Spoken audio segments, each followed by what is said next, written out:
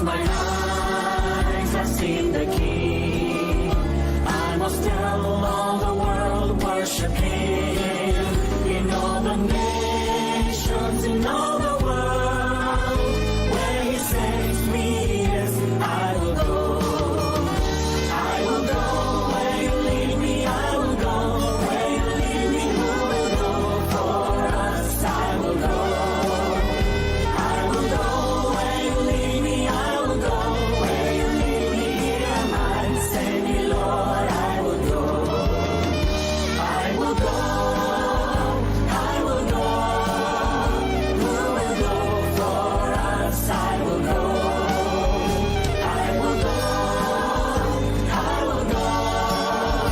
Here am I, send me, Lord, I will go. I will go. I will go. I will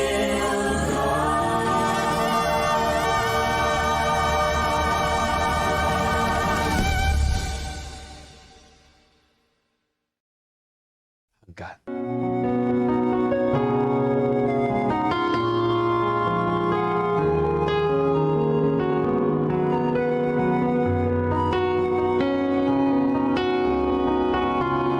Kayo'n na lamang ang pagmamahal ng Diyos Ama.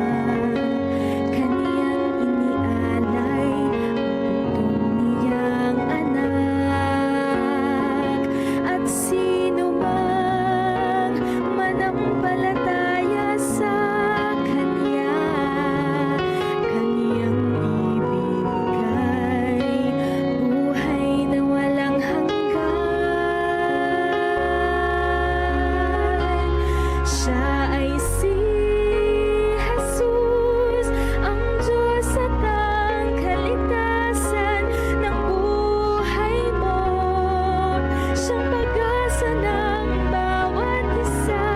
Siya ang daan, katotohanan at ang buhay.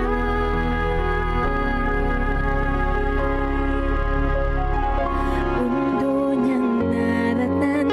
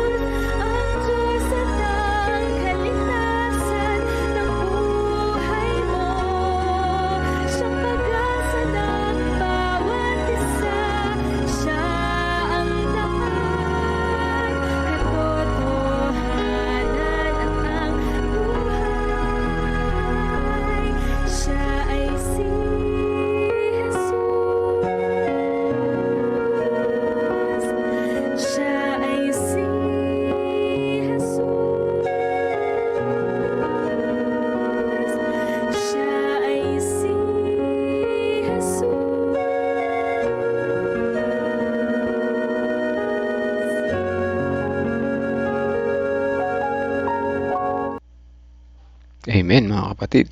Happy God first morning po sa lahat. Salamat sa magandang awit, papuri sa Panginoon. Siya ay si Jesus. Ano po? Katotohanan ang kanyang dala para sa atin po at buhay na walang hanggan. God first morning po sa lahat na nandiyan sa mga maagang kumunik ay mga naghihintay na ano po. Yan yung tunay na excited yung naghihintay ano po. Gaano tayo ka-excited sa paghihintay ng pagbabalik ni Jesus, ay excited din tayo makasama siya sa bawat umaga. Ano po? Ako ay natutuwa sapagkat patuloy tayong natututo, no? At kung natutuwa ako, sigurado mas natutuwa ang Panginoon. Ano po? So, Sister Janet, good morning po. Sister si Ate Sally, Ate Reby, nilista na kita, hindi na makalimutan. Ano? Sister Sweetie, good morning po sa inyo. Kamusta po? Nakatapos na po ba kayo sa pila? Sister Open, magandang umaga po. Welcome ulit na ating kapatid na Sister Open from Peñaranda. Ate Reby, Sister Mildred, Nanay Nerissa, Sister Wilma, Ate Lorna, Ate Mitch, Sister Marlene, Sister Belinda, Sister Teresita, dalawang Teresita na po, ating kapatid na dalawang Teresita, Ladja at si Reyes. Welcome and good morning po, Sister Emily and Sister Nimpa Rivera. Ayan, yung pagkaloob natin kay Pastor. At ngayon ay January 28. Bigyan natin kay Pastor ang pagkakataon na po.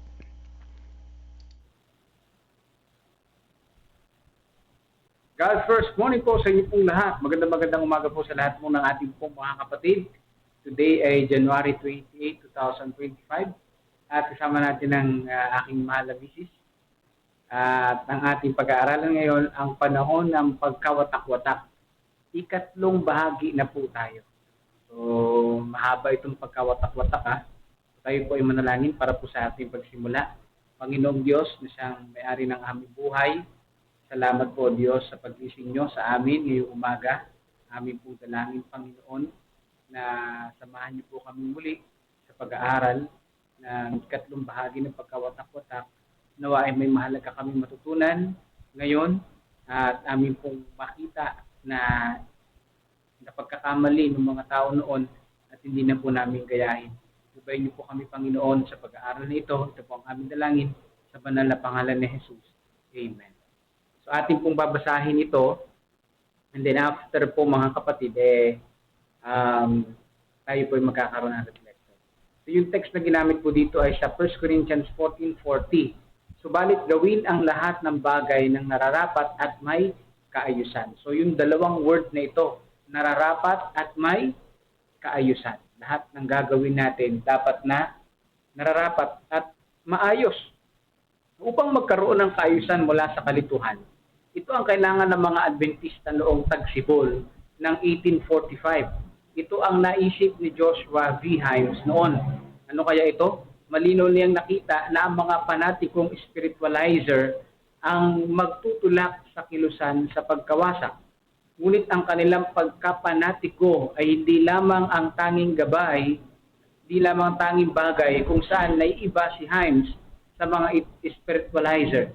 Hindi rin siya sumang-ayon kung ang hula ay natupad noong October 1844. Yan. Gaya ng una na nating nalaman, sinabi ng mga spiritualizer na si Jesus ay pumasok sa kanilang mga puso noong October 22, 1844. Matinding aral yun mga kapatid. Na ang 2,300 days prophecy ay natapos na at sila'y tama sa parehong oras at kaganapan. Sa kalaunan ay magpapasya si Himes na ang milirismo ay mali sa panahon. Ngunit tama sa dapat na maganap sa pagtatapos ng 2,300 days. Pero hindi yun yung second coming. Tama po to si Himes. Ano? Sa ibang balita, walang hula ang natupad noong October 22. Ngunit dapat nilang patuloy na asahan ang pagbabalik ni Jesus sa mga ulap ng langit sa susunod na ilang taon ng pinagtatalunang panahon. Totoo po yun, no? Kahit walang naganap noon na pagdating ni Jesus, kailangan maghintay pa rin sa pagdating ni Kristo. Dahil darating si Jesus Christ, hindi lang natin alam yung date nito. No? Sa proseso ng pagparito sa konklusyong iyon, si Himes noong November 1844 ay nagsimulang talikuran ang pagkaunawa ni Miller sa propesiya.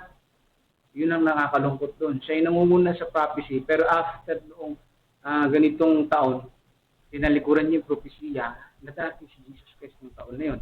Sa kalaunan ay aakayin niya ang mga kaanib ng kanyang kilusan palayo sa propetikong pagkaunawa na nagbigay ng lakas at punto sa pangangaral ng Millerite. Ngunit ang wakas na iyon ay hindi malinaw sa sinumang noong tagsibol ng 1845. Ang alam lang ni Himes ay kailangan nilang tumakas mula sa mga maling aral ng mga panatiko. Sobrang panatiko naman na kasi spiritualizer na, no, hindi na biblical. Ang takot ring iyon ang nagtulak sa laging may sakit at humihinang si Miller sa kampo ni Himes noong huling bahagi ng April 1845.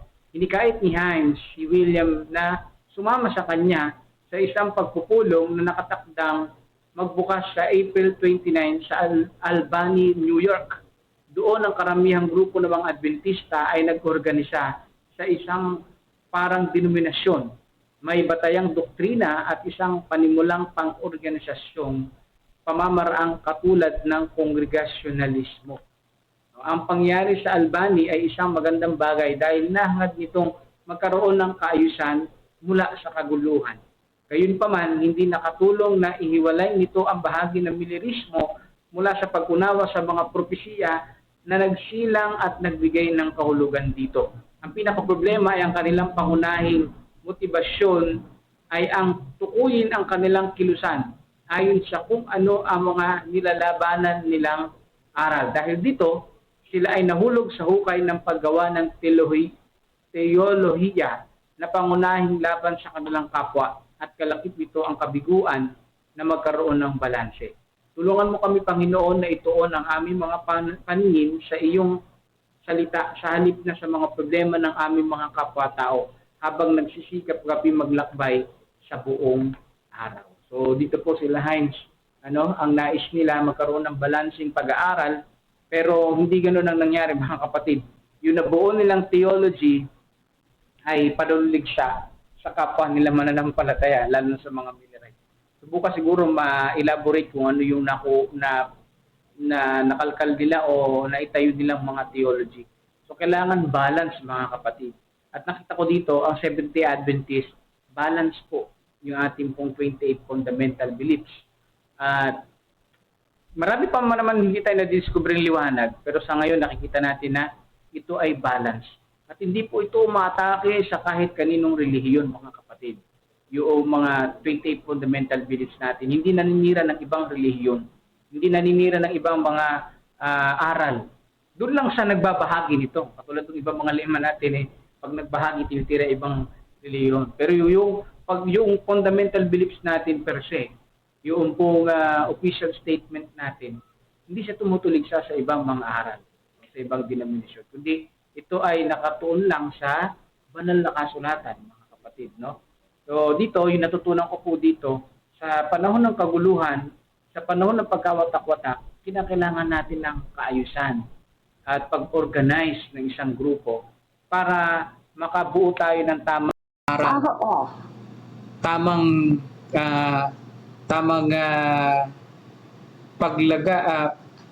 pag-ayos ng doktrina, mga kapatid, no? Tamang pamuno, magkaroon ng organized group na talaga nagkakaisa sa tamang layunin ng pag-aaral ng salita ng Panginoong Diyos. Kasi po mahirap pagka iba-iba yung doktrina, no?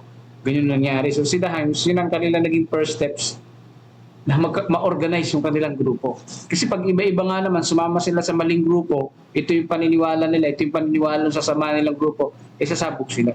So hindi maganda. Kaya po, sa atin, ang Seventh-day Adventist worldwide, tayo po yung nagkakaisa sa isang doktrina na ang aral ay nasa Biblia at ito po ay inihayag ng ating church sa 28 fundamental beliefs. Kung hindi naniniwala ang isang tao dito, hindi siya Seventh-day Adventist. Kung ikaw ay Seventh-day Adventist, naniniwala ka doon sa 28 fundamental beliefs na ito. Na doctrine of God, doctrine of man, doctrine of salvation, doctrine of the church, doctrine of Christian behavior, and yung pang-anim ay doctrine of the last things. Yun po yung anim na division ng ating pong doctrine na 28 fundamental beliefs. So sa panahon ng pagkawatak-watak, ito yung panahon na tayo ay mag-organize para sa gawain ng ating Panginoong Diyos. Kaya believe ako sa mga churches, no, na nag-organize ng mga care groups na para po matugunan yung pong pangangailangan ng bawat isa. Magsama-sama, yung mayroong mga same na damdamin sa gawain ng Panginoong Diyos, magsama-sama. Ang layunin po ay ipahayag ang mabuting balita. So yan po ang ating devotional ngayon pong umaga at tayo pinadako na sa panalangin na God First Morning. Ayan, ipagkakalob natin kay Brother Melvin Vilasano ang pagkakataon at huwag po natin kalilimutan na ipanalangin ang mga kapatid natin na may karamdaman at samahan nyo rin po ako sa panalangin para sa kalusugan namin ni Mrs. Sa aking asawa at hindi po sa aking tatay, Brother Divino Alabanza at si nanay din ni Mrs. ko, si Ma'am Let Magro. Doon po sa Romblon. Bumaba po, maging normal lagi yung kanyang blood sugar. Yan po. So, salamat po. Hindi po si Sister Abel Hermino, tama, no? At saka si Sister Alpindo, si Nanay Junig. Sama natin sa panalangin. Hindi po si Tatay Carlito Tomas nung mawala yung kanyang pamamanas. At hindi po sa mga kapatid natin na bumuti ang kalusugan ng bawat isa. Ayan. So ingatan tayo lagi ng Panginoon at patuloy tayong mag-aaral ng salita ng ating Panginoong Diyos. So back to you, Brother Melvin. God First Morning po sa inyo pong lahat. Amen, Pastor. Short and sweet. Kala ko kasama niya talaga si Ma'am Karen magla-live. Ano po? At maganda sana, no? Tandem sila, no? Kaya lang baka busy nakikinig lang sa corner si Ma'am Karen. Ano po? So yan, magandang lesson sa umaga na ito. May panganib talaga yung kaalaman ng karunungan. Basta't marami kang nalalaman ay mapanganib yan. Ano? So, unang nakita ko rito ang punto yung kailangan tayong maghanap ng kaayusan sa gitna ng kalituhan. Sa panahon nila nagkaroon ng kalituhan eh. Kaya lang sa halip na gumawa sila ng kaayusan, naghiwa-hiwalay sila. Yun ang nangyari, no?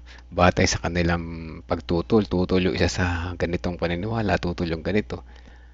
Ang ginawa nila ay bumuo ng sarili nilang organisasyon. O, di ba? Gumawa ng sarili nila dahil yun ang paniniwala nila. So, hindi nagkasundo, ano po, para pag-usapan ng mga kalituhan. So, yan ang may panganib, ano po. Ngayon, sino ngayon sa kanila yung tama? Who knows kung sino talaga yung tama? Pag sa ating sariling pananaw, tama tayo. Mga kapatid, sigurado nagkakamali tayo, ano po. Ang tama sa atin ay tunay na mali para sa Panginoon. Paano natin malalaman kung ano yung tama? Pag yan ay umaangkop sa kalooban ng Panginoon Diyos, ano? Kapag tayo hindi mapapaliw sa Kanya, mukhang tama yan. Pero pagka yan ay sarili lamang nating interes ang ating pinapaboran, yan ay may tama yan. May tama tayo sa huli, ano po? Delikado yan. Kailangan natin magmanalangin at magsisi, mga kapatid. So, yan, ano? Meron pang part 4 bukas, yung last ng pagkakawatak-watak. Alam ko dito na nga makikita natin bukas. Hindi ko natandaan, nabasa ko na pero hindi ko natandaan. So ayan, ang oras 4:52. Balik tayo sa kabila. Mamaya tayo mag-pray na po. Kung meron pa kayong karagdagan ay isama nyo sa prayer. Sama nyo sa listahan. Uy, praise the Lord na po. Nakapagpa-offer na si Brother Rinaldo Eusebio na po. So yan, patuloy natin siya isama sa panalangin. At gusto ko rin i-welcome meron po isang the regulars dito eh.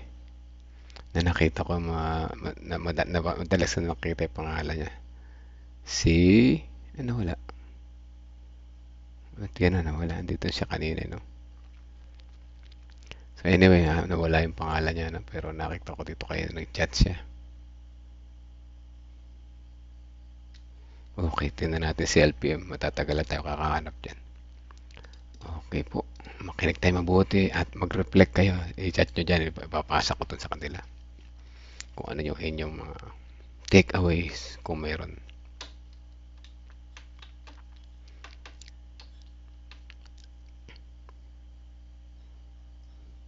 Sabi ni Pastor Jer, gagawa nila ng paraan to para instant na. We will see.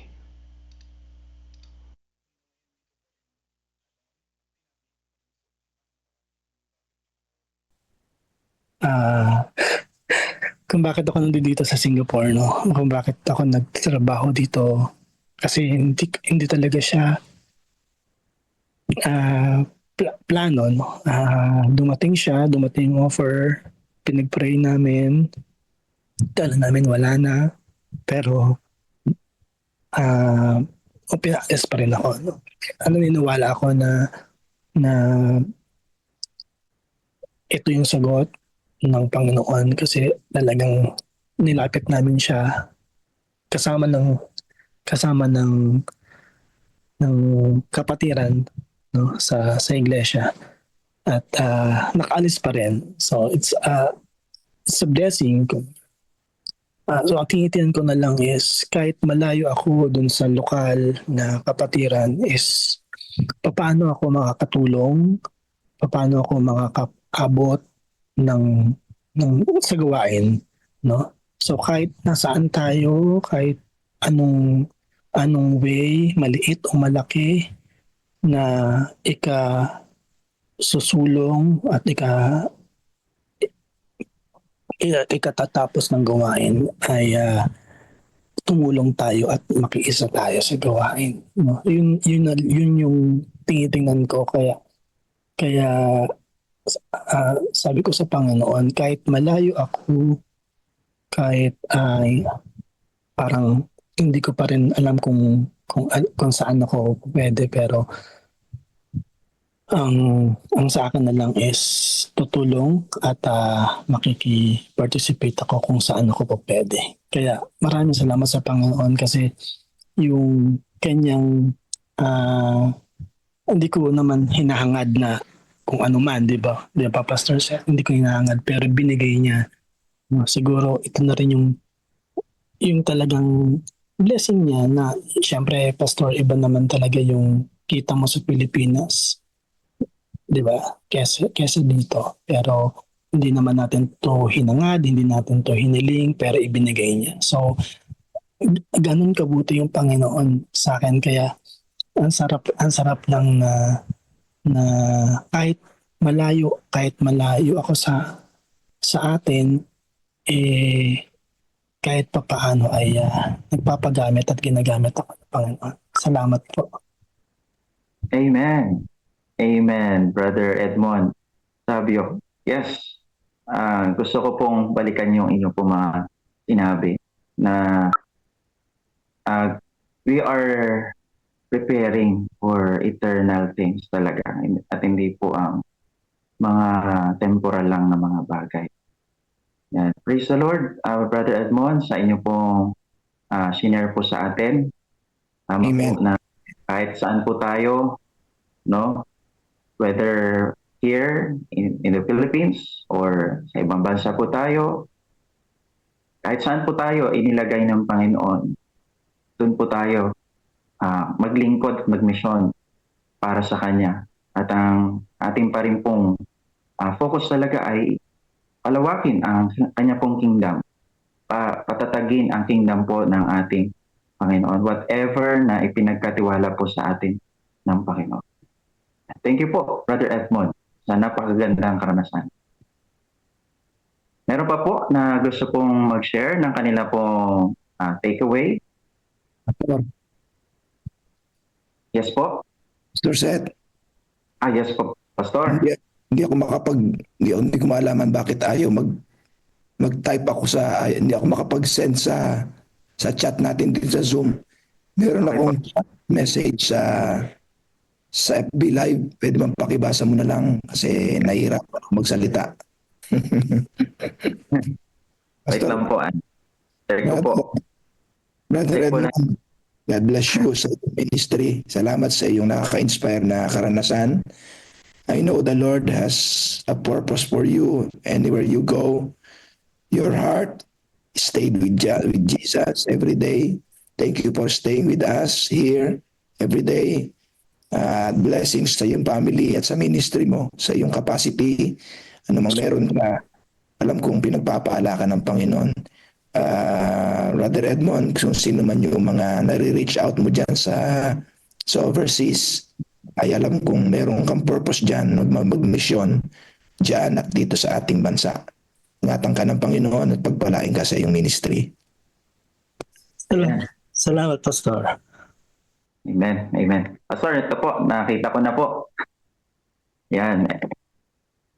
Ang takeaway po ng ating pong butihing presidente from our topic yesterday, possessions to decrease rather than increase. Number 1, sabi niya po dito, Mateo 6:19, huwag kayong magtipon ng mga kayamanan para sa inyong sarili sa lupa, na dito ay naninira ang bukbok at ang kalawang, at ang mga magnanakaw ay nakakapasok at nakakapagnakaw.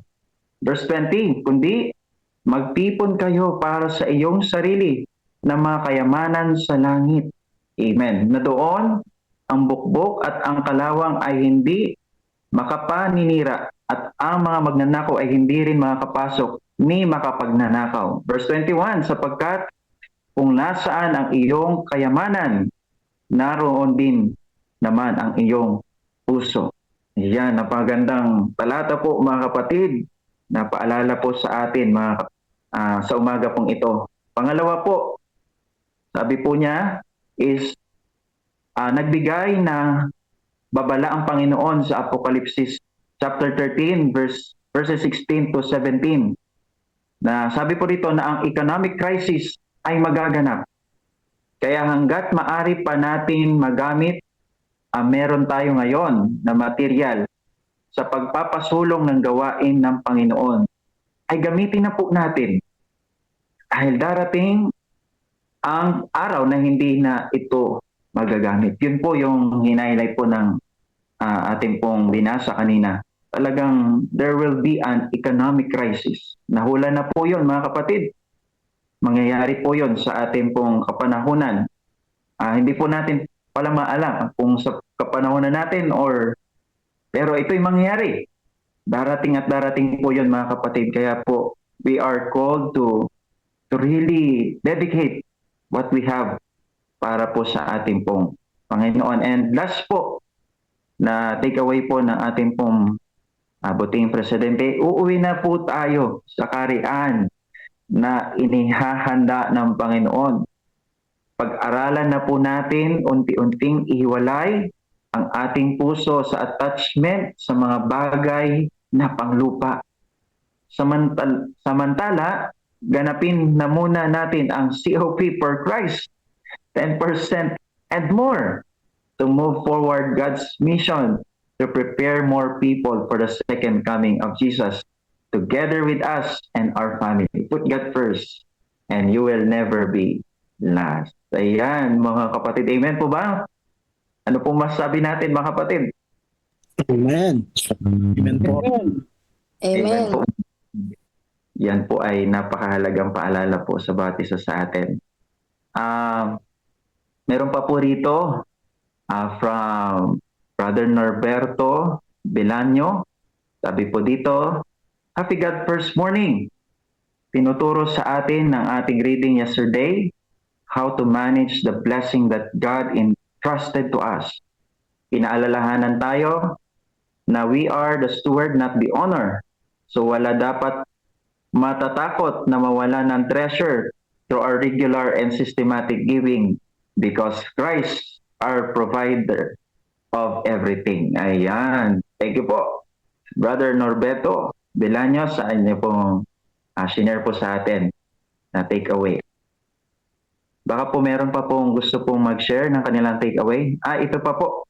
Basahin ko rin po ang shinare po ni Sister Net Lazaro. Sabi po rito, ang aking takeaway po sa topic kahapon ay sa buhay natin ngayon, ang mamuhay ng practical. Sabi po rito, practical living po. Hindi na kailangan ang magarbong buhay. Ang mahalaga ngayon ay kung ano meron tayo ngayon, ay magkasya na tayo at maging abala sa pag-ipon ng kayamanan sa langit kaysa sa maghirap sa pag-iipon ng mga kayamanan na maubos naman at may iwan lamang dito sa lupa. Ayun. Thank you po, Sister Net, sa inyo pong sinare din na take away po sa ating topic. Sister Claire din po, sabi niya, sabihin ng Panginoon kung kailan at magkano mo ibebenta ang iyong possession. Paano natin malalaman yon? Oy, tanong pala ito. Tanong po pala yon, mga kapatid. Ito po ay naitalakay na po kahapon, no po? Na talagang idinudulog natin sa ating Panginoon na i-guide po tayo, mga kapatid. Kung talagang handang-handa na po tayong ipagkaloob at isurrender ang mga bagay-bagay po na pinagkatiwala sa atin ng Panginoon. Wala daw pong pwedeng magdikta nun sa atin, no? Hindi po ang pastor o sino man, kundi ito po ay relasyon natin sa ating Panginoon.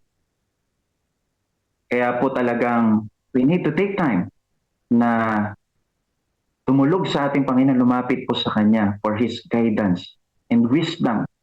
Ano ba ang next step na ating pong gagawin?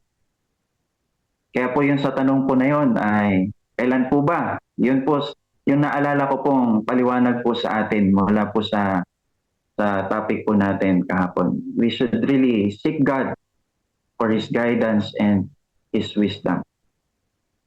Okay?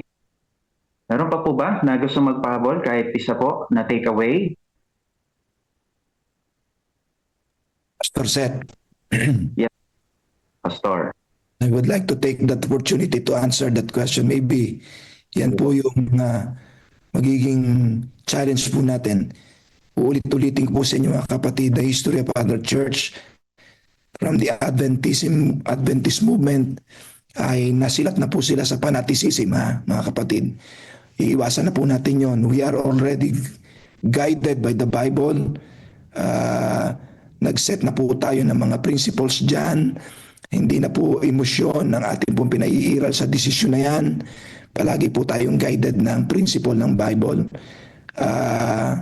Naalaala niyo po yung Acts chapter 2 na ipinangako ng Panginoon, yung Acts chapter 1 verse 8 na tatanggapin ninyo ang banal na Espiritu at kayo ay magiging makapangyarihang saksi ko sa Judea, sa Samaria, sa Jerusalem at sa buong mundo, in every parts of the earth. Alala niyo po yun. And then the Holy Spirit came in chapter 2 for the Pentecost.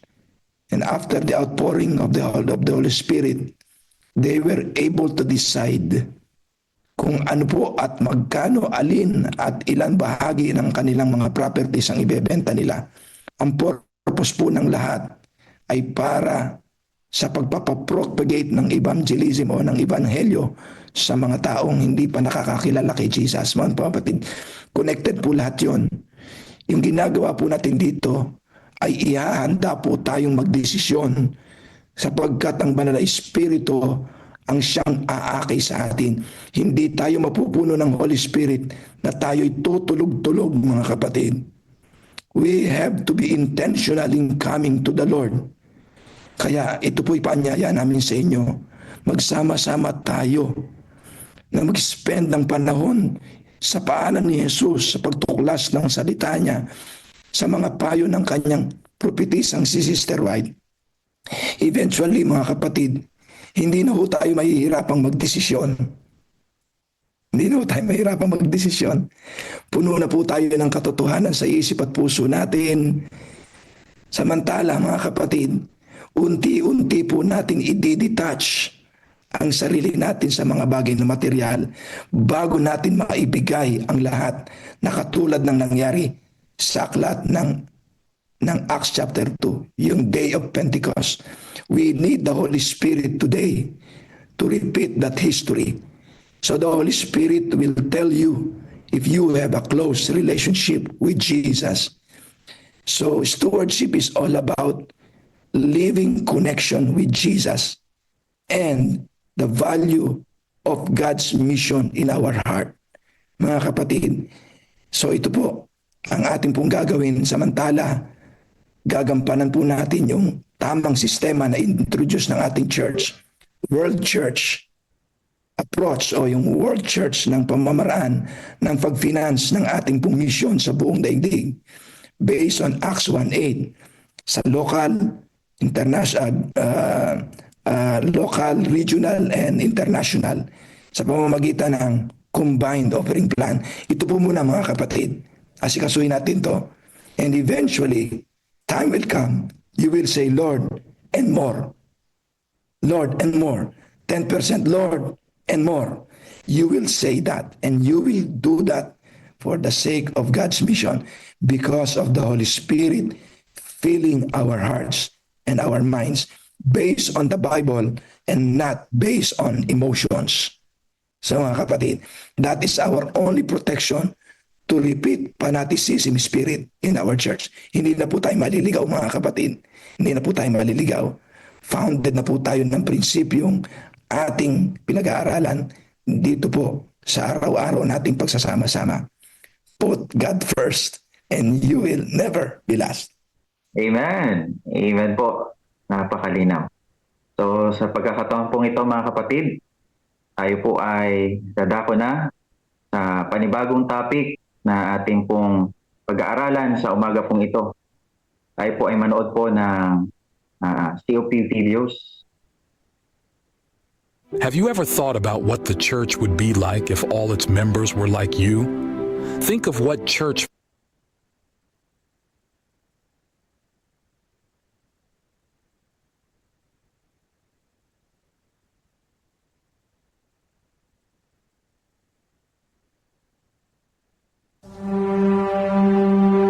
At the right time and with a solemn purpose, the Adventist movement was raised as a fulfillment of biblical prophecy to prepare the world for the second coming of Christ.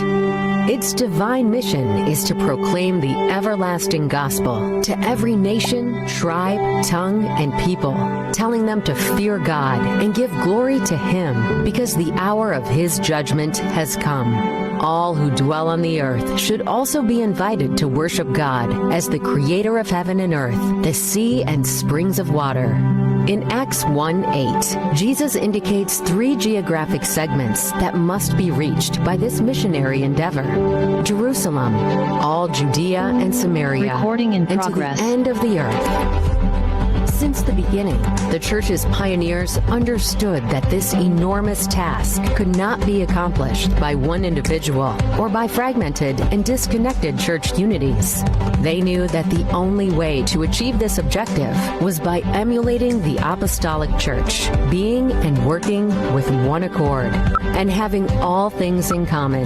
So, to reach every nation, tribe, tongue, and people, they organized the remnant of the Advent movement as the Seventh-day Adventist Church, where missionary strategies are decided not by one mind, but collectively through committees. Its members are elected by the whole body, and all resources, the tithes and offerings, are gathered in one place and distributed equitably, following collective decisions and strategies according to the biblical storehouse principle. This unified effort is crucial to the accomplishment of this end-time commission to illuminate the whole world with the everlasting gospel before Jesus comes. And how are our offerings distributed so that every nation, tribe, tongue, and people can be invited to fear God and worship Him as Creator? In 2002, the World Church suggested the Combined Offering Plan, which is already adopted by 12 administrative regions or world fields. While the destinations of offerings suggested by the givers are always respected, this offering plan proposes that all non-assigned offerings should be automatically distributed following the geographical missionary segments mentioned by Jesus in Acts 1:8. So, 50 to 60% of all non-assigned offerings stay at the local level, usually the local church. 20 to 30% of all non-assigned offerings are applied to regional mission, usually administered by the conference or mission.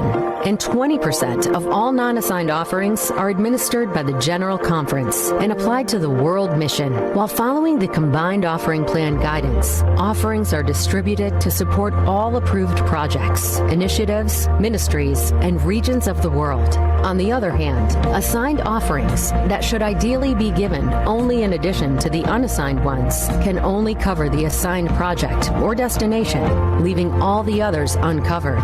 According to this distribution plan, church members are invited to worship God by regularly bringing Him their promise, which is their regular and systematic offering given after the tithe. Promise is a regular offering because it is given after every income or increase. It is systematic because it is given under a proportional system, a previously decided or vowed percentage of every income.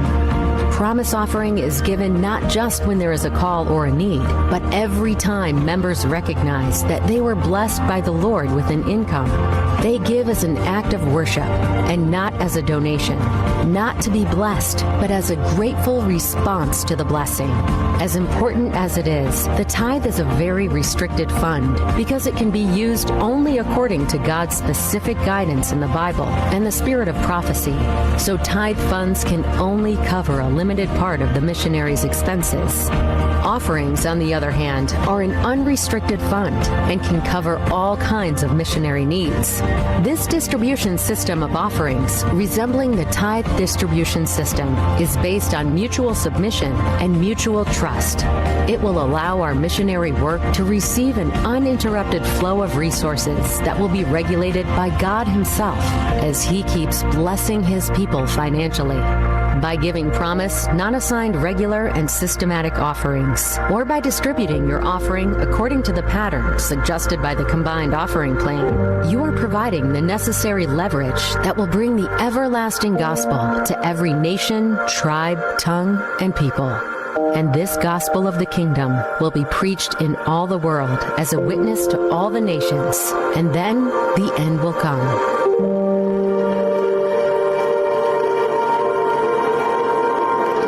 Have you ever thought about what the church would be like if all its members were like you? Think of what church fellowship could be if everyone prayed and read the Bible as you do. Imagine what missionary work would be like if all church members took the same time as you do to share the truth with others. Imagine what church upkeeping and mission investment would be like if all members returned tithes and offerings as regularly as you do. Do you like what do you imagine? What would this church formed by people like you look like? The truth is, this one-person church already exists, and it's you. At times, we underestimate the influence of our actions or attitudes. We might think, if I don't give Bible studies, someone else will, and the message will be preached to the whole world. Or, if I'm not faithful in returning tithes and offerings, someone will. And there will be enough resources for the maintenance of the local church and the preaching of the gospel around the world. To some extent, this is true. God's cause will triumph with or without my contributions, and the gospel will be preached worldwide with or without my direct involvement. Yet, the big question here is that this church, formed by me alone, always influences someone close to me. My children, spouse, parents, and siblings. My commitment or negligence concerning God's faithfulness and mission can inspire or hinder those around me. The most significant legacy that we may leave to our children is the example of a life wholly devoted to God's cause, leading them not only to imitate us, but to even manifest greater zeal toward God's mission. True love for Jesus is not manifested by words only, but by a life dedicated and committed to God's work. As we return our tithe and promise, which is our regular and systematic offering, may we put our desires last and God first.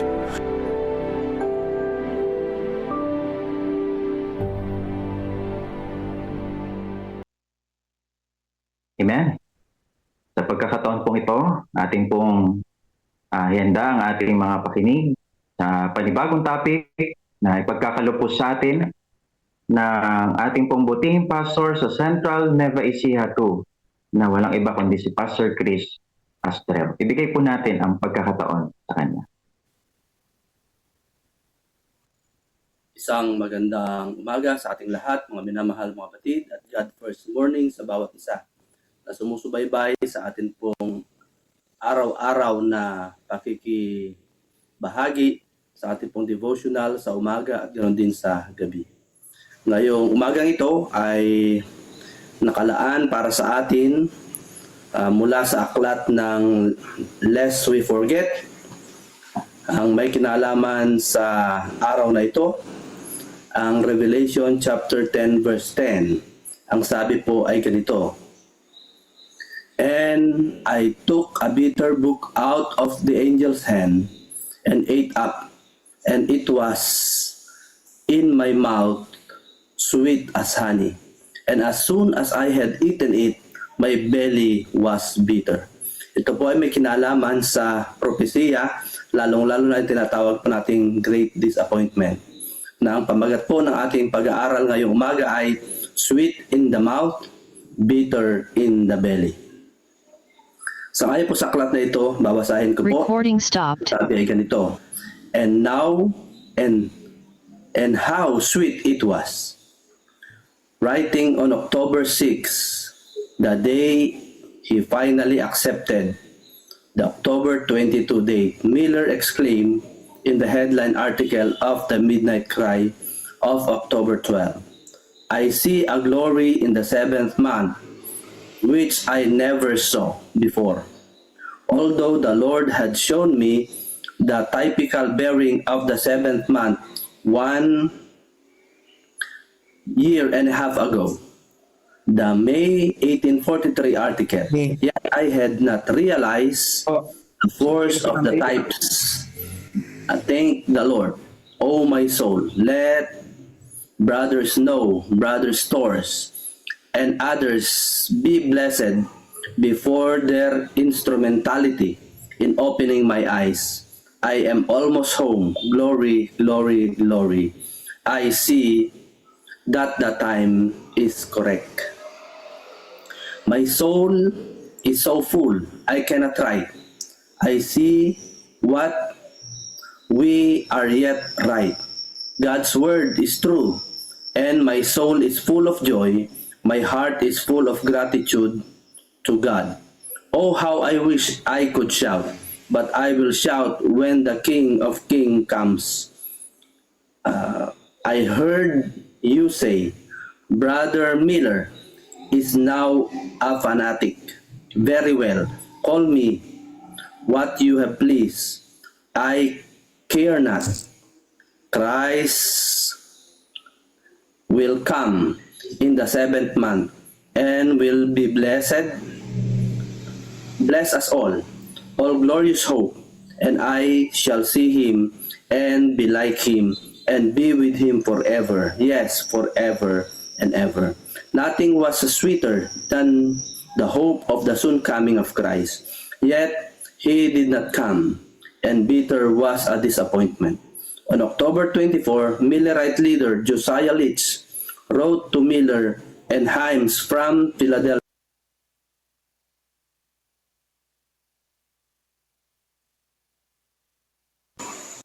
Isang maganda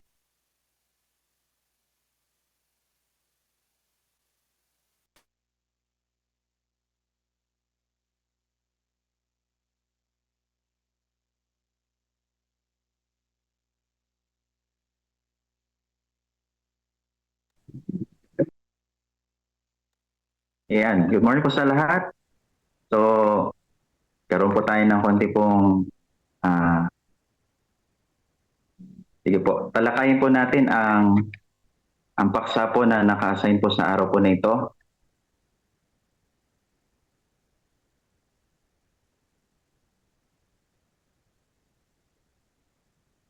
Ayan. Preparation for time of trouble. Nice ko pong basahin po sa inyo ang ating pong topic na ito, mga kapatid, from the Council on Stewardship, Preparation for the Time of Trouble. Sabi po dito, houses and lands will be of no use to the saints in the time of trouble, for they will then have to flee before infuriated mobs, and at that time, their possessions cannot be disposed of to advance the cause of the present truth. I was shown that it is the will of God that the saints should cut loose from every encumbrance before the time of trouble comes and make a covenant with God through sacrifice. If they have their property on the altar and earnestly inquire of God for duty, He will teach them when to dispose of these things. Then they will be free in the time of trouble and have no plugs to weigh them down. So, mga kapatid, pinapaalalahanan po tayo that there will be a time of trouble. Darating po ito sa ating pong mga buhay, mga kapatid, sa ating paglilingkod. And we need to be ready. We need to be prepared na kung saan po ay talagang lahat ng pwede nating maitalaga sa ating Panginoon ay ating pong italaga na dahil time will come pag dumating na po ang pagkakataong ito ay wala na po. We have no chance na ating pong may alay pa ang mga bagay-bagay na ito. At baka po sa bandang huli ay umabot po tayo sa pagkasisi o pagkahinayang kung bakit hindi pa natin nagawa long before.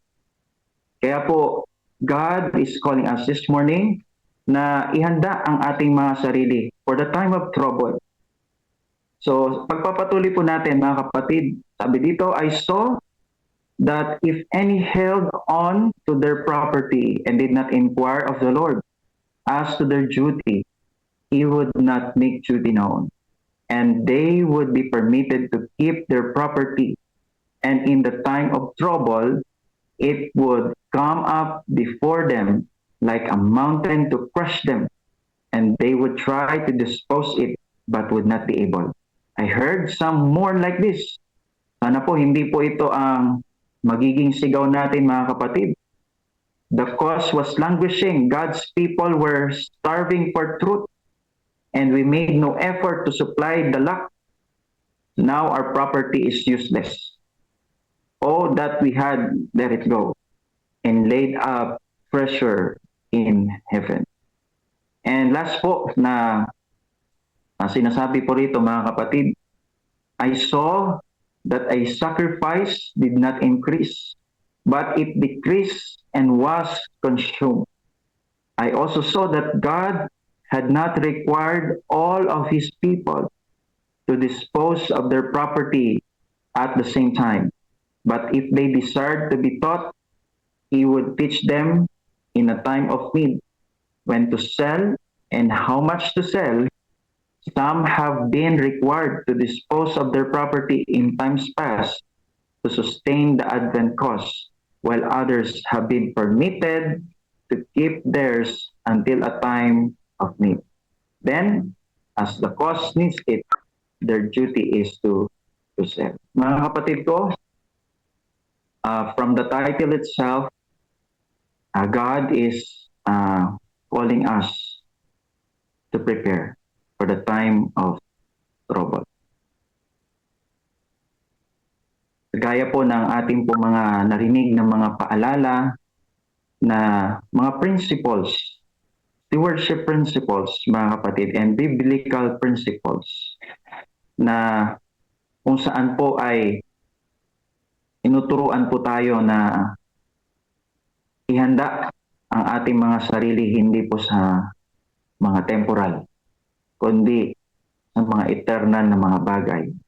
Tayo po ay tinatawagan ng Panginoon na impok na po ang kayamanan para sa langit at hindi po para sa panglupa lamang. Dahil darating po ang panahon na ito po mga ipinagkatiwala po sa atin ng Panginoon kapag hindi po natin ito nagamit para po sa Kanya pong banal na gawain, ay mapupunta lang po sa wala. Magiging walang kabuluhan na lang po ito mga kapatid. Dahil hindi na po natin ito maibibenta pa. So, nawa po sa maiksing paalalang ito na nais pong ipahiwatig po sa atin ng ating pong Councils on Stewardship, mga kapatid. Pag-isipan po natin mabuti talaga. And we should ask guidance from the Lord tingnan po natin ngayon ang ating pong hawak na ipinagkatiwala ng Panginoon. Let's pray for it. Let's ask the Lord, Lord, paano ko po ba ito? Paano ko po ba ito magagamit para sa inyo pong banal na gawain? And we need to prepare our hearts for that, mga kapatid, dahil ito ay hindi basta-bastang desisyon, na kagaya nga po ng narinig po natin na hindi po pabugso-bugso lang na desisyon, mga kapatid, kundi ito ay talagang we should take time with the Lord. Nakakausapin po talaga natin siya, seeking His guidance and His wisdom, mga kapatid. So, I hope that this morning, sa ating pong tinalakay po, na topic po this morning ay, kahit ito'y maiksi lamang po, magbigay po ito sa atin ng tulong. How we can prepare for the time of trouble. So, yun po mga kapatid, ang ating pong topic po ngayon. So, may God help us, may God guide us sa ating pong mga personal na pamumuhay at paglilingkod bilang Kanya pong mga katiwala. And I hope na ang bawat isa sa atin ay masasabi natin we are confident na humarap sa Panginoon with humble heart, dahil alam natin ginawa natin yung pinaka-the best. Inilaan natin ang pinakamahusay na bagay para po sa gawain po ng Panginoon. At we can live a fulfilled life, a happy life.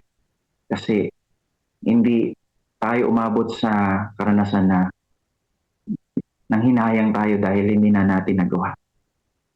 So ngayon po, if God is knocking in your heart, na ito po ang ating pong gagawin, kung ito po ang panawagan ng Panginoon para sa atin, ito yung direction niya sa atin, may we respond to His call. At nawa po ay, tayo po ay i-bless ng Panginoon sa kung ano man po ang mga desisyon na ating pong ibibigay at gagawin para po sa Kanya. So good morning po, happy God first morning po sa ating lahat. At ngayon po ay dadako po tayo sa ating pong united prayer. Pwede po ba nating hilingin si Pastor Jupet? Pastor Jupet? Andito po ba si Pastor Jupet? Amen, mga kapatid. Ano po? Ayan, medyo nagkaroon lang ng kaunting problema doon, ano, kasi tapos na yung una nabasa ni Pastor Chris, pero siguro na-play nila yung lumang video, ano po. Baka hindi bago yung na-send o nabuksan, ano. So, ganun po ang nangyari doon, ano po. Pero ganun pa man ay patuloy tayong pinagpala ng Panginoon at tayo ay binigyan ng isa pang lesson ngayong umaga na ito, ano po. Ang title nga nun ay Preparation in Time of Trouble. Parang ito rin yung kahapon, ano, o karugtong ng kahapon. Pero anyway, ang magandang reflection dito ay ano, yung isang magandang lesson dito ay ang tunay na spiritual na paghanda. Ano, spiritual na paghanda. Kasi mayroon ibang klase paghanda. May naghahanda ka lang sa pupuntahan mo. Pero pag spiritual tayo naghahanda, ay yung pagiging hindi tayo nakadikit ba, hindi nakatali sa mga material na bagay. Marami kasi mga nakatali sa material na bagay, ano po. Ano yung wealth and possession, isa sa mga material na bagay, ano po. Nakatali tayo dyan, nagiging priority na natin yan. Isa pa yung at pagiging handa na sundin ang gabay ng Diyos. May mga gabayan Diyos, handa ba tayo sundin yun? Sa lahat ng aspeto ng buhay. Grabe, ano po. Mas matindi susunod. Lalo na sa mga panahon ng pagsubok. Tayo ba talaga ay magiging tapat pa rin kahit sa panahon ng pagsubok, mga kapatid? Diyan tayo masusubukan. Matindi yan. Sa panahon ng pagsubok, magiging tapat pa ba tayo? Anong klaseng pagsubok? pagsubok na mabigat. Na parang may narinig na akong ganito sa testimony doon sa kabila na gusto niyang nagtatapat siya pero wag naman sana siya magkasakit pa mabawasan yung kanyang promise offering. Yun ang isang magandang challenge, ano? Tapos sabihin natin, maintindihan na ni Lord yun. Maintindihan na ni Lord yun kasi may sakit ako. Yes, maintindihan na yung Panginoon yun, ano po. Wala namang masama doon, ano? Kaya lang ay ang sinasabi sa atin, tayo ba'y magiging tapat pa rin sa kabila ng matinding pagsubok. O kagaya ng kay Shadrach, Meshach, Abednego. Yun, matinding pagsubok talaga yun, ano? Pero sila ay naging tapat pa rin. Naging tapat pa rin sila, ano po. At silang tatlo. Ang Panginoon pa rin ng kanilang naging Diyos. Yan. Hindi sila bumaligtad doon sa hari King Nebuchadnezzar, ano po. So ayan, magandang lesson ngayon, tayo maging tapat in times of trouble, mga kapatid. Nice kung basahin yung isama natin sa panalangin si Popoy, sabi ni Sister Emelinda. Si Popoy mayroon siyang personal problem, ano po. Sige, tsaka yung nanay ni mama ni Sister Emelinda. At Sister Vicky ay nagpapasalamat sa magandang devotion araw-araw. Sa Panginoon po ang kapurihan, Sister Vicky. At siya hindi pa binyagan, hindi siya Adventist, pero siya ay nabe-bless about morning na devotion. Maganda sinare niya ng mahaba, pero basahin niya na lang, ano. So, masabi ko, Sister Vicky, ay tuloy-tuloy niyo lamang po. Ang Holy Spirit ang patuloy na gagabay sa puso ninyo at makapagdesisyon kayo, makapagpabinyag pagka nakauwi na kayo or kung meron man yan, pero mas maganda kung makauwi na kayo, ano po. Kung nalaman nyo yung tama, huwag nyo na pong bitawan yung tama. Dahil alam nyo, pag binitawan nyo yung tama, sigurado yung mali ang yung mahahawakan. At sayang naman yung na-receive nyo yung tama, no? Sayang naman, nasa tama na tayo, mawala pa, diba? So, ayan, mga ano po sa inyo, ay personally, kapag nakauwi kayo, hanap kayo ng Bible study. Although marami na kayo narinig, natutunan. Maganda pa rin yung may Bible study nang malaman nyo po, ano po. Marami kasi ng mga nagpabinyag kahit hindi nakapagpa-Bible study, nakarinig lang na, pero nawala rin, ano. Konti lang yung Bible study, hindi na tinapos, tumanggap na, pero nawala rin. Pero marami rin naman na nanatili. Kahit na hindi nakapag-Bible study, nanatili. Pero mas marami yung maalis, ano, pagka hindi natapos yung Bible study. Kulang hilaw, sabi nga hilaw. Pero pagka dito sa devotional, nakikinig ka araw-araw sa services natin, para ka na rin nagba-Bible study, diba? Nakikita mo talaga yung ang Holy Spirit gumagawa sa puso mo. Yung bang urge mo na makapakinig kahit nakadarating mo lang galing trabaho, naka-uniforme pa, at kahit inaantok na matapos yung message, maganda, no? So, yan. Sige po, papanalangin natin si Sister Vicky na patuloy niyang ay maging matatag sa kanyang magdesisyon, ano po, at hindi siya masilaw ng mga tukso ng kaway. Sabi na ni Risa, tama po, dati faith by emotion, now faith by Bible. Salamat po sa mga aral. Yes, ano po, yan yung nabanggit kanina, no? Faith by emotion, hindi maganda yun, ano? Kailangan talaga ang Panginoon ang iyong, ano, hindi yung emotion mo. Huwag yung emotion, ano? Faith by Bible, o yung nalalaman sa ginawa ng kabutihan ng Panginoon, doon tayo magkakaroon ng faith, ano po. Huwag sa emosyon. Tingnan sa taas, baka meron pa. Okay, wala na. Sige po, tayo lahat mga si Sister Helen, pakisama rin po sa prayer si Doc Partida, ano po. Sige po, sama ulit natin si Doc Partida. At Sister Melissa Gamboa, God bless morning po. At tayo manalangin, mga kapatid. Samahan niyo po ako sa panalangin.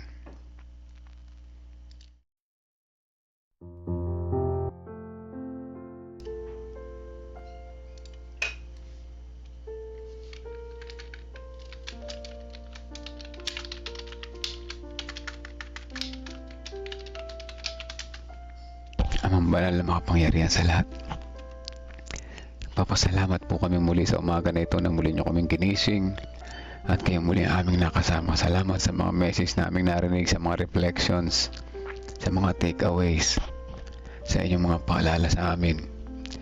At kami ay tunay na na-bless sa umaga na ito.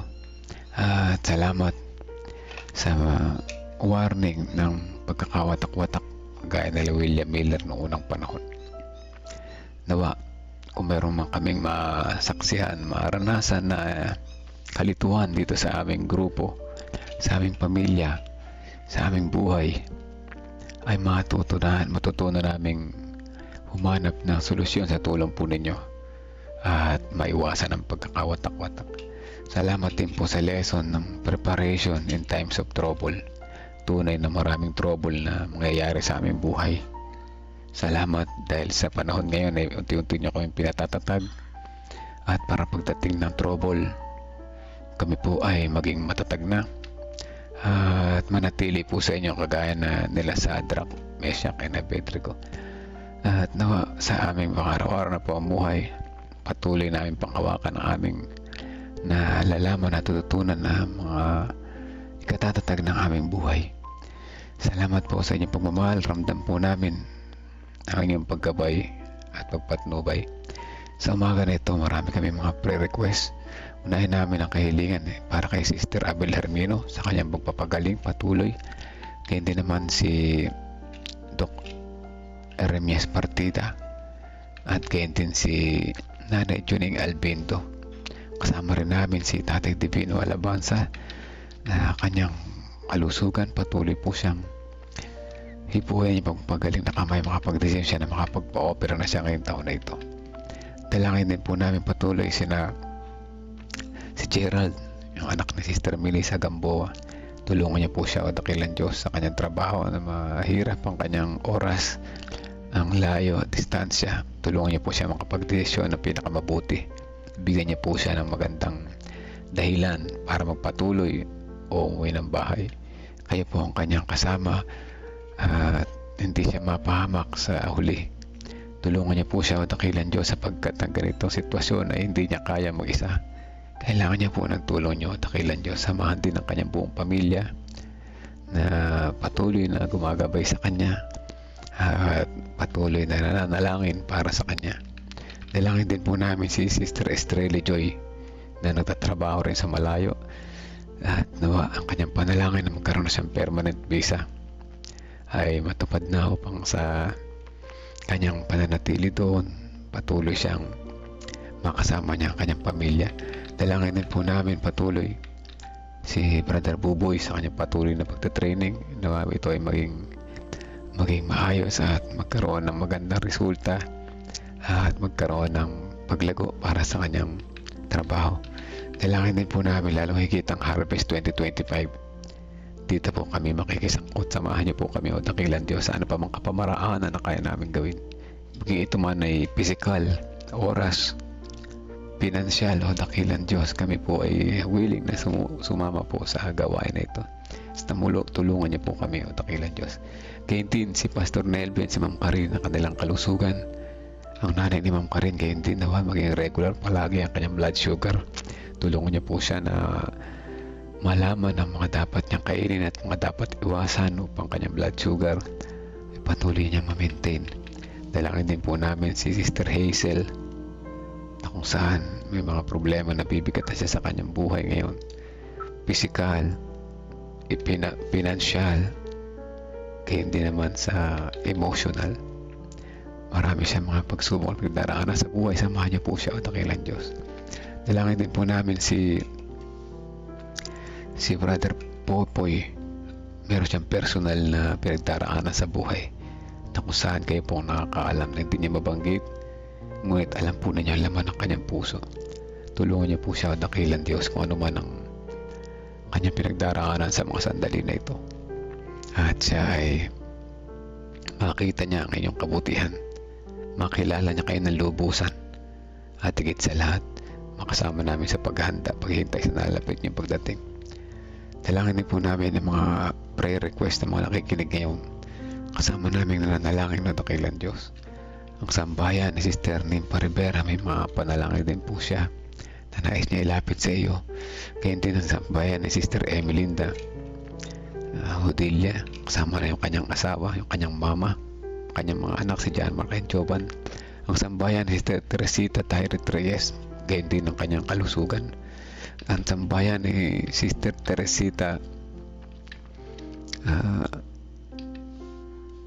ang sambayan ni Sister Marlene Garcia, Sister Teresita Ladia, ang sambayan ni Ate Lorna Pa, ang sambayan ni Ate Reby kasama ng San Leonardo Church, ang sambayan ni Sister Mildred, sambayan din ni Sister Wilma Fernandez, ang sambayan ni Sister Josephine Mercado kasama ng Piñaranda Church ng Dakilang Diyos. Kailangan po nila ngayon yung gabay at patnubay. Tulungan po si Sister Josephine at ang kanyang asawa at ang kanyang pamilya na maging ilaw ng kanilang sambayan, ng kanyang iglesia at ng kanilang nasasakupan. At gamitin siya bilang isang halimbawa na isang mananampalataya na tapat, naglilingkod at naghihintay sa inyong nalalapit na pagbabalik.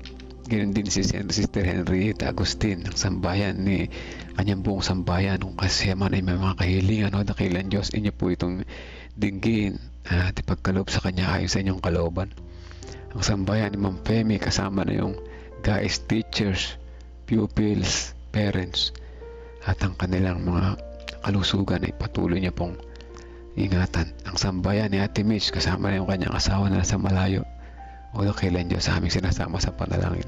Ang sambayan ni Kuya Sani Rizalino Erilla, ang sambayan ni Nanay Nerissa, at pasasalamat niya na si Brother Reynaldo Eusebio ay naopera na at patuloy na mahipuin siya na yung mapagpagaling na kamay sa kanyang recovery, past recovery, at makita niya ang inyong pagmamahal, nakita niya kayo magpagaling sa kanya. Kaya din ang sambayan ni Kuya Melchor Canlas, ni Kuya Monching, ni Kuya Narsing, ay patuloy niyo pong pagpalain. Ang sambayan ni Sister Emelinda, ang sambayan ni Nanay Pina, ang sambayan ni Sister Vicky o dakilang Diyos, ang sambayan ni Sister Helen de la Cruz Malyari, gayon din ang sambayan ni Sister Shirley Rosacinto, Sister Belen Reyes, ang sambayan ni Sister Zenaida Manarang, ang amin ding sambayan o dakilang Diyos, kasama ng aming mga leaders sa Gapan Church. At salamat po at patuloy nyo kami binibigyan ng mga gabay at patnubay. Tulungan niyo po kami na patuloy na maging halimbawa para sa aming mga kapatiran, na kami ay maging matatag na halimbawa para sa kanila, na maging masigla ang buong iglesia at kami sa buong distrito ay maging halimbawa din ng isang matatag na samahan, united, na nagtitiwala at nagtatapat po sa inyo, dakilang Diyos. Maraming salamat po sa pagdinig sa aming panalangin. Patawad po sa inyo kami nasumpo ang nagkulang at nagkasala. Ito po ang aming dalangin sa pangalan ni Jesus namin tagapagligtas. Amen. Amen. Amen mga kapatid. Ano po? Salamat po sa prayer warriors. Salamat sa mga patuloy na sumubaybay. Salamat sa mga nag-shares. At salamat. Meron diyang mga nasa live background hindi nakakomment. Good morning. God first morning po, Doc Jeremias Partida. Nandito pala si Doc Jeremias Partida. Salamat po at patuloy namin isama kayo sa panalangin. Ano po? At ganyan din naman yung mga nandiyan sa background, yung mga hindi nag-comment. Hindi ko kasi nakikita mga pangalan nyo. No? Pero meron nasa around 3 or 4 ano po? 3 or 4 na mga nandyan sa background. Welcome po kayo. Kung nahihiya kayo, ay welcome po kayo.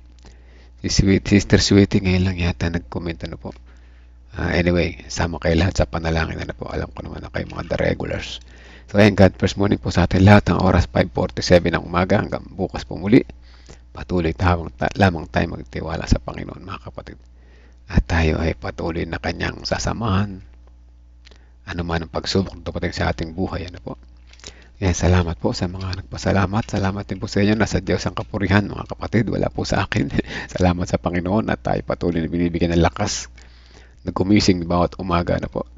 Hindi tayo titigil hanggat may lakas tayo na po. Misa kahit mahina na diretso pa rin. Ano. Hanggang bukas po ulit mga kapatid. God first morning po sa ating lahat. Sister Belen Reyes, salamat din po. Ano po. Nakita ko na yung kanina si Sister Henrietta Agustin pala. Yan, welcome po. Ano? The regulars na rin sila ni Sister Belen Reyes. Dumadami na tayo mga kapatid at patuloy tayong dadami sapagkat dito ay tunay na may pag-asa sa devotional tuwing umaga. God first morning po sa ating lahat.